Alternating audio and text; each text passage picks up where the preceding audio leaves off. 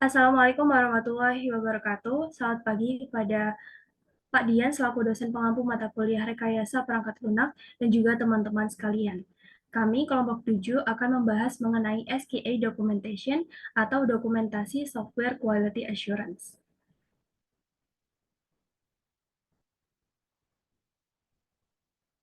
Yang pertama, perkenalkan anggota kelompok kami. Ada saya Karisa Rantasari, NPM 21082010041, dan juga rekan-rekan saya. Saya Diapustita Anggraini, NPM 2108 2010 029.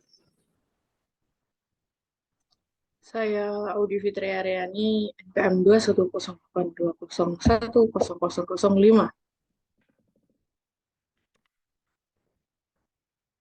Baik, selanjutnya kami akan membahas mengenai pengertian dari SQA Documentation. Software Quality Assurance atau SQA adalah bagian atau proses yang diterapkan pada setiap langkah dalam proses software atau perangkat lunak untuk memastikan bahwa perangkat lunak tersebut memiliki jumlah cacat yang kecil atau meminimalisir jumlah cacat itu dan mencapai standar yang diperlukan untuk pemeliharaan, keandalan, portabilitas, dan sebagainya. Lalu dokumentasi merupakan bagian dalam pengembangan perangkat lunak karena dokumentasi menjadi sarana penyampaian informasi mengenai perangkat lunak tersebut dan dapat menjadi alat untuk kontrol proses pengerjaan perangkat lunak. Nah, dalam SPA, bagian dokumentasi ini merupakan bagian yang sangat penting karena sangat berguna dalam mengarahkan pengujian dan reuse pengujian program selama masa pemeliharaan. Karena hasil dokumentasi akan memberikan arahan lebih lanjut tentang pembaharuan. Lalu pentingnya dokumentasi ini juga berguna untuk memastikan semua berjalan sesuai rencana dan memberikan bukti kinerja sistem SQA itu sendiri. Next. Tools atau alat-alat yang digunakan. Dalam penyusunan dokumen kontrol yang baik pun perlu dipertimbangkan beberapa standar yang umum digunakan, yakni ada ISO 9001, ISO 14001, ISO 9003, dan lain sebagainya. Dalam proses dokumentasi dalam SQA juga terdapat dua tools yang membantu mempermudah dalam proses dokumentasi, yaitu template yang dapat berupa scenario test dan bug report, dan juga checklist.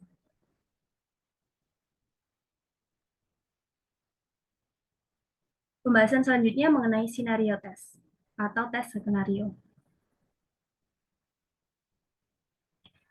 Scenario test atau tes skenario adalah sebuah dokumen yang berisi langkah-langkah sistematis yang disusun oleh Quality Assurance Engineer agar sistem yang diinginkan user memenuhi standar tertentu dan dapat berfungsi dengan baik.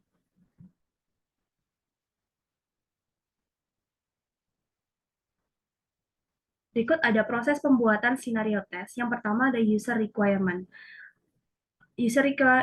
User requirement ini mengumpulkan spesifikasi kebutuhan dalam membangun aplikasi. Lalu ada user story. User story ini berisi definisi kebutuhan klien atau user terhadap aplikasi yang akan dijadikan sebagai acuan ketika menyusun acceptance kriteria atau daftar ketentuan-ketentuan yang harus dipenuhi untuk mencapai kebutuhan bisnis atau kebutuhan pengguna. Lalu yang ketiga ada scenario test itu sendiri, yakni kumpulan test case atau kasus tes yang berisi rangkaian mengenai tindakan yang dilakukan oleh user terhadap fitur atau fungsi-fungsi tertentu. Lalu ada tools yang bisa digunakan, ada 4, yakni Google Spreadsheet, ada TestRail, TestLink, dan juga Case.io.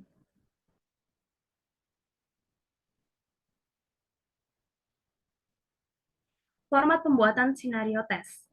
Yang pertama ada test case ID. Test case ID ini merupakan kasus uji ID. Nah, ID-nya ini didapatkan dari otomatis dari sistem yang telah dibuat. Lalu ada feature, berisi penjelasan fitur atau kasus-kasus yang lebih detail. Lalu ada user story, berupa deskripsi mengenai kebutuhan sistem. Lalu data test, data pengujian yang digunakan saat melakukan pengujian. Lalu ada steps atau langkah untuk menjalankan pengujian itu sendiri. Ada expected result, hasil tes yang diharapkan. Lalu ada result, pass or fail ini maksudnya adalah hasil status akan menghasilkan pass jika pengujian tersebut berhasil dan fail jika pengujian tersebut gagal. Namun ada hasil lain berupa not executed maupun block yang mungkin jarang digunakan. Selanjutnya ada actual result, artinya hasil dari tes setelah menjalankan pengujian. Dan ada comments, kritikan atau pesan.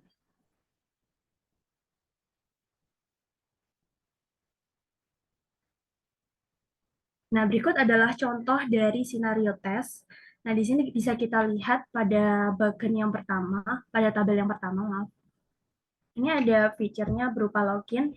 Nah, precondition ini adalah kondisi ketika kita melakukan login, yakni user telah memiliki akun Facebook. Kalau misalnya belum, kan kita harus register terlebih dahulu. Nah, ini prekondisinya, user telah memiliki akun Facebook, sehingga kita saat menjalankan login, ini yang terjadi, ada acceptance kriteria, dan lain sebagainya. Lalu yang di bawahnya ada features juga, ada user story. User story-nya user login ke Facebook. Ada test tab-nya juga, user mengakses halaman login, lalu mengisikan email, dan lain sebagainya. Nah, expected result, ketika kita menjalankan test tab-nya itu, ketika mengakses halaman login, user dapat mengisikan URL alamat login, lalu jika URL alamat yang diisikan salah, maka terdapat notifikasi demikian gitu. Nah, resultnya ada pass, artinya berhasil begitu. Next.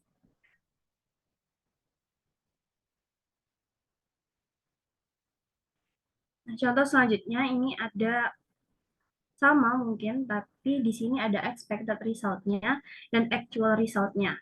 Expected result adalah ketika kita seperti tadi, kita menjalankan step-stepnya, lalu hasil yang kita harapkan itu seperti ini. Namun bisa jadi actual result yang akan kita dapatkan setelah melakukan step tersebut itu berbeda dengan apa yang kita expectedkan. Jadi bisa jadi seperti ini, yang nomor 1 ini, yang apa yang kita expectedkan berbeda dengan yang result yang sebenarnya, dan itu tertulis di kolom actual result. Jika sesuai dengan expected result, maka akan dituliskan as expected seperti kolom yang ketiga dan 4. Selanjutnya.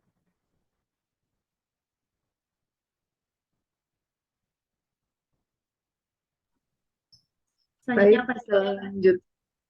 selanjutnya akan saya jelaskan tentang good kriteria. Bagaimana sih good kriteria yang baik untuk scenario task itu sendiri? Pertama, itu ada inline with system. Apa sih yang dimaksud inline with system? Inline with system adalah ketika tes yang dilakukan itu sejalan dengan sistem requirement yang telah ditentukan pada awal, sehingga kita dapat menyusun scenario tes sesuai dengan flow yang telah ditentukan. Lalu ada give context. User bersikap seolah-olah perlu melakukan hal tersebut atau seolah-olah memang mengerjakan atau menggunakan aplikasi tersebut. Lalu give detail. Memberikan rincian secara spesifik hal-hal yang perlu diketahui oleh user. Lalu crystal clear, easy to understand. Memberikan penjelasan secara detail terkait tes step atau langkah-langkah yang dilakukan tes dan spesifikasi expected result sehingga akan memudahkan kita dalam melakukan proses testing. Lalu ada complete, user dapat melakukan apapun sesuai dengan sistem requirement yang telah diberikan. Lalu coherent, atau antara scenario satu dengan yang lain, antara scenario satu dengan yang lain, antara step satu dengan step yang lain saling berkesinambungan. Lalu ada proofs, yaitu melengkapi dengan hasil yang didapatkan dari scenario test yang telah dilakukan, yaitu berupa pass atau fail. Selanjutnya ada konsisten, penggunaan kata yang penggunaan kata yang konsisten. Jadi kata yang digunakan dalam tabel-tabel itu harus dicantumkan secara konsisten.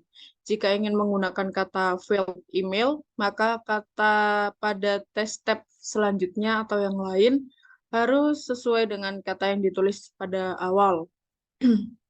End user mind, don't assume. Contohnya dalam pembuatan notifikasi, kita harus memastikan kalau klien menginginkan notifikasi berupa pop-up message atau alert message.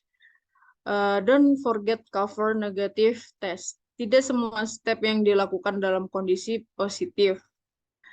Jadi kita harus memperkirakan di luar hal yang udah kita harus memikir lebih jauh lagi dan menulis semua kemungkinan yang ada. Lalu update, yaitu menuliskan perubahan atau jangan lupa untuk selalu mencatat perubahan dan memperbarui yang versi pembuatannya seperti itu. Lalu ada bug report. Bug report sendiri adalah dokumentasi yang berisikan detail informasi mengenai bug atau cacat atau kesalahan. Bug report sendiri memiliki bug report yang baik adalah bug report yang dapat dipahami oleh developer supaya dapat menyelesaikan masalah dengan cepat. Standar minimal bug report, pertama ada title, yaitu penjelasan singkat tentang spesifik mengenai bug, lalu step reproduce, langkah-langkah yang dijalankan sehingga menemukan bug, lalu ada actual result and expected behavior, yaitu actual result adalah apa yang terjadi setelah melakukan reproduce atau setelah hasil bug ditemukan. Lalu expected behavior itu apa yang seharusnya muncul ketika bug itu tidak ada. Lalu screen recording or screenshot, dokumentasi bug untuk memudahkan developer untuk memahami bug atau kesalahan. Sistem informasi yaitu detailan mengenai sistem informasi yang digunakan apa. Lalu dampak yaitu menjelaskan dampak dan kerugian dari terjadinya bug itu untuk membantu developer melakukan penentuan prioritas. Berikut ada contoh bug report dari ilmu. Bisa kita lihat berikut apa saja sih yang perlu kita catat dalam penentuan bug report ini. Pertama ada bug name, yaitu penentuan nama bug. Pada bagian ini error muncul ketika kita ingin mengakses atau membuka website ilmu. Step reproduce, yaitu langkah-langkah untuk menemukan bug ini tuh awalnya pertama membuka browser, lalu membuka laman ilmu, yaitu menggunakan ilmu.upnjatim.ac.id. Tahap selanjutnya yaitu actual result. Pada penemuan bug ini, pada halaman yang error ini, muncul pesan kesalahan, yaitu partisipasi penuh, sehingga tidak mungkin untuk melakukan masuk atau login saat ini. Tolong beritahu administrator server.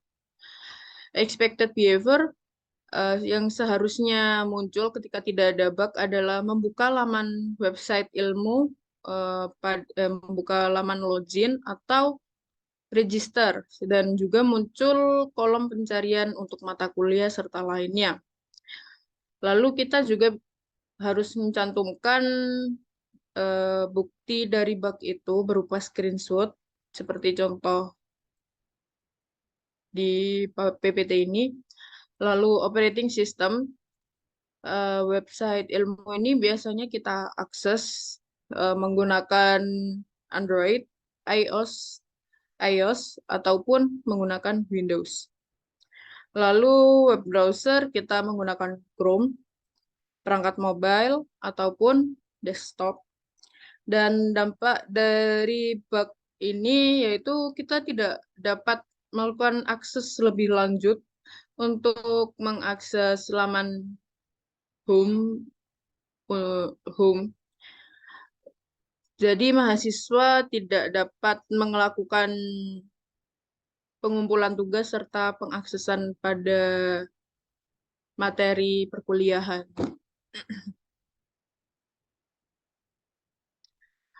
Berikut contoh dari bug report berupa tabel.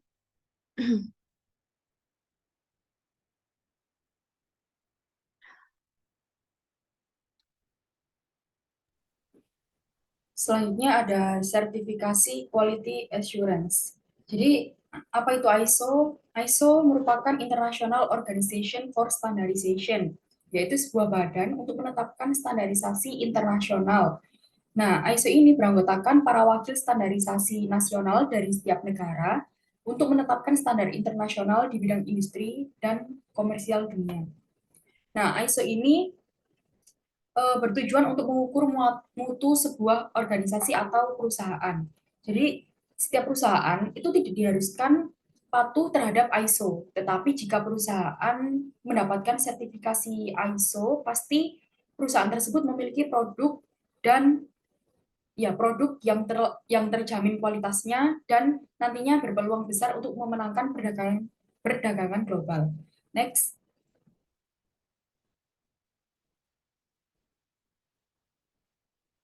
Nah, ini ada macam-macam ISO, ada ISO 9001, merupakan standar manajemen mutu untuk mengelola perusahaan. ISO 14001, standar sistem manajemen lingkungan untuk mengelola perusahaan.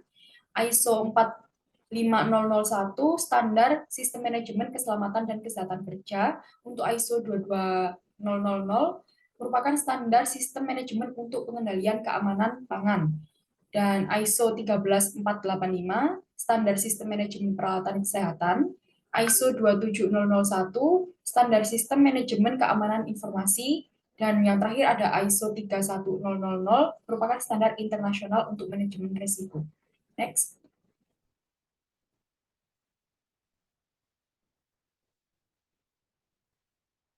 Karena di SQA documentation ini di slide awal sudah dijelaskan jika SQA menggunakan ISO 9001. Jadi di sini saya akan menjelaskan tentang pengertian ISO 9001. Pengertiannya, ISO 9001 ini merupakan standar internasional untuk sistem manajemen kualitas berupa kumpulan prosedur terdokumentasi untuk manajemen sistem. Nah, tujuannya untuk menjamin kesesuaian dari suatu proses dan produk berupa barang atau jasa terhadap kebutuhan atau persyaratan tertentu, di mana kebutuhan atau persyaratan tertentu tersebut ditentukan atau dispesifikasikan oleh pelanggan atau organisasi. Berikut ada elemen standar ISO 9001.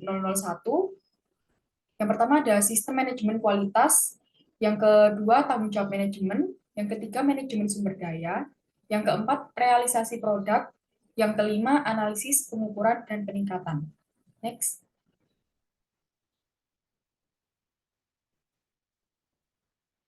Standar ISO 9001 ini menggunakan pendekatan manajemen mutu berorientasi pada proses.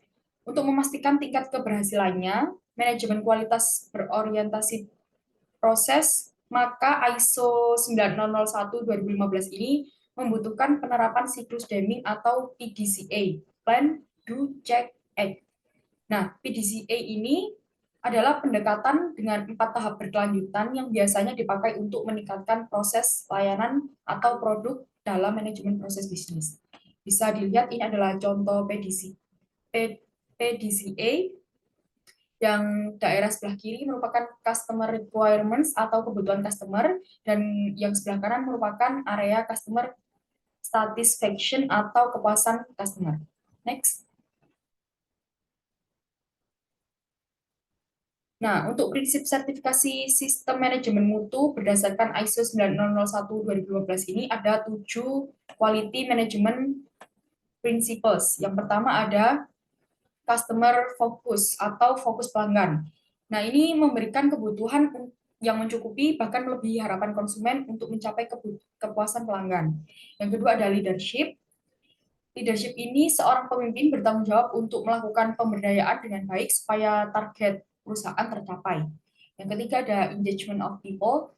Ini semua tingkatan yang ada di perusahaan itu dilibatkan dengan baik untuk memberikan kepuasan pada customer yang baik juga. Yang keempat ada proses approach atau sistem manajemen mutu didasarkan pada proses yang ada di perusahaan dengan melibatkan pihak-pihak yang terkait. Yang kelima ada improvement. Perusahaan yang bertahan dalam persaingan di dunia industri adalah perusahaan yang fokus melakukan improvement. Yang keenam ada evidence-based decision making atau pendekatan faktual dalam pembuatan keputusan. Nah, pembuatan keputusan ini harus berdasarkan fakta dan data yang ada di perusahaan. Yang terakhir ada relationship management atau hubungan pemasok yang saling menguntungkan. Nah, di perusahaan itu harus ada jalinan hubungan antar pihak-pihak yang ada di dalam perusahaan untuk mempertahankan perusahaan dengan kesuksesannya dan mampu untuk bersaing. Next.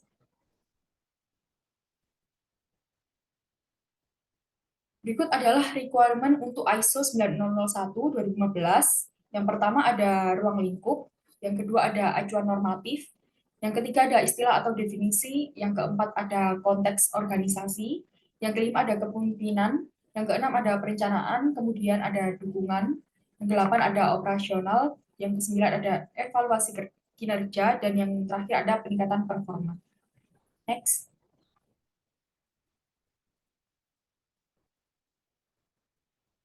Sekian presentasi dari kelompok 7 mengenai SQA documentation. Apabila ada kekurangannya, kami mohon maaf. Wassalamualaikum warahmatullahi wabarakatuh.